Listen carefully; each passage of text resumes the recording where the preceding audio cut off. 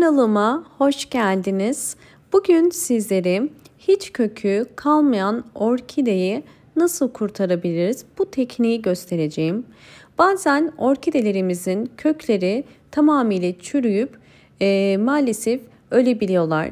Böyle bir durumda hiç kökü kalmayan bir orkidenin neden bu hale geldiğini mutlaka bulmak gerekiyor. Belki bir mantar hastalığı ya da aşırı sulamadan kaynaklanan bir kök çürümesi ya da farklı bir hastalıktan dolayı muhakkak orkideniz köklerini kaybeder.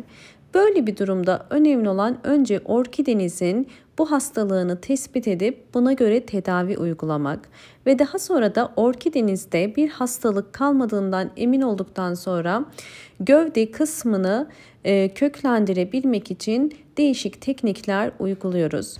Böyle bir orkidede odunsu olan kısmı temizliyoruz. Bu kısımda herhangi bir küf ya da mantarın olmadığından emin olun. Bakın kuruyan kökleri ben tamamıyla kesiyorum. Bu odunsu kısmı iyice temizledikten sonra biz orkidelerimizi kurtarmak için yeniden kökler çıkarabilmesi için değişik yöntemler deneyeceğiz.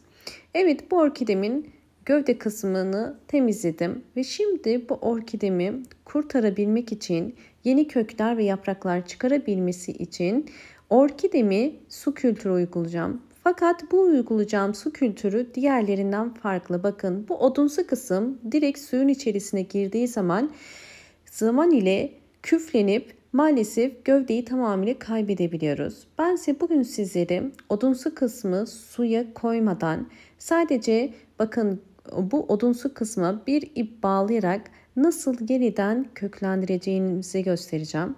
Böyle bir orkideniz varsa bakın burada küçük bir kök var. Fakat hiçbir kökü de olmayabilir. Önemli değil. Hiç kökü yoksa direkt gövdeye ipi bağlayabilirsiniz. Fakat bu şekilde küçük bir kökü varsa bu küçük köke ipi bağlayarak buradan da orkidenin yavaş yavaş suyu emerek köklendirmesine yardımcı olabilirsiniz. Evet, bu kadar yeterli. Şimdi ipi kesiyorum. İpin biraz suyun içerisinde olması gerekiyor. Bu yüzden biraz uzun kesin. Bu kadar yeterli. Ve şimdi bir bardağa çok az su koyuyorum. Ben özellikle odunsu kısmın suya değmemesini istiyorum. Çünkü biz bu orkidede su ihtiyacını sadece bir ip ile sağlıyoruz. Bakın, ip suyun içerisinde bu şekilde duracak. Ve içerisindeki bu su bittikçe mutlaka su eklemeniz gerekiyor. Ve bu işlemi orkide yeterince kök çıkarıncaya kadar uyguluyoruz. Bir orkidenin en az 4 tane kökünün olması gerekiyor.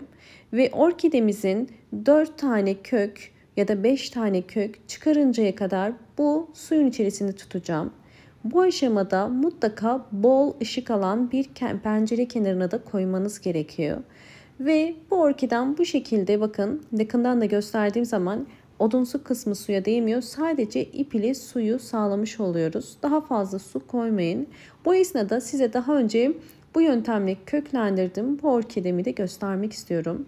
Daha önceki videolarımda bu orkidemin köklenme aşamasını sizlerle paylaşmıştım. Bakın, gördüğünüz üzere yine bir ip ile kurtardığımız bir orkide ve yeni bir yaprak ve bol bol gördüğünüz üzere yeni kökler çıkardı bu orkidem. Böyle bir ip ile orkidenize bu işlemi uyguladığınız zaman orkideniz yavaş yavaş suyu çekerek yeniden canlanıyor ve aktif kökler çıkarmaya başlıyor. Böyle bir orkidenin köklenebilmesi için mutlaka orkidelerinizin bol ışık alması gerekiyor. Direkt pencere kenarına koyabilirsiniz ve aynı zamanda bu orkidenize belirli aralıklarla sıvı bitki besinleri de verebilirsiniz. Bakın, bu da yine başka bir orkidem. Yine hiç kökü yokken gövde kısmına bağladığım bir ip ile bakın yeniden kök çıkarmaya başladı. Hemen bakın bağladığım kısımdaki kök de canlanmış ve yaprakları da aslında bu orkidemin ölmek üzereydi ve tamamıyla gördüğünüz üzere yapraklarını dökmüş ve sararmaya başlamıştı. Bu orkidemizde yine bir ip ile bakın canlandırmış olduk. Normal su kültürü ile aynı işlem değil. Direkt su kültürü uyguladığınız zaman, gövdeyi içine koyduğunuz zaman gövdede küflenmeler olabiliyor. Fakat bu yöntem ile orkide sadece ve sadece ihtiyacı olan suyu almış oluyor ve böylelikle orkidemiz kök kısmı küflenmeden yavaş yavaş yeni kökler çıkarmış oluyor.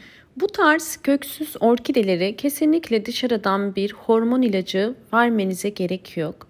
Bu aşamada dikkat etmeniz gereken tek şey orkidelerinizin suyu azaldıkça, bittikçe su eklemeniz ve özellikle bu su yönteminde isterseniz 20 günde bir muz kabuğu suyu ya da bir yumurta kabuğu suyu ya da pirinç suyunu belirli aralıklarla bu orkidenize verebilirsiniz. Fakat dikkat etmeniz gereken tek şey bu tarz gübreleri sadece 1 ya da 2 saatliğine vermeniz. Yani günlerce bir yumurta kabuğu suyunun ya da muz kabuğu suyunun içerisinde kalmaması gerekiyor. Çünkü ipe bağlı olduğu için bu suda ister istemez koku yapar ve ipin küflenmesine sebep olabilir.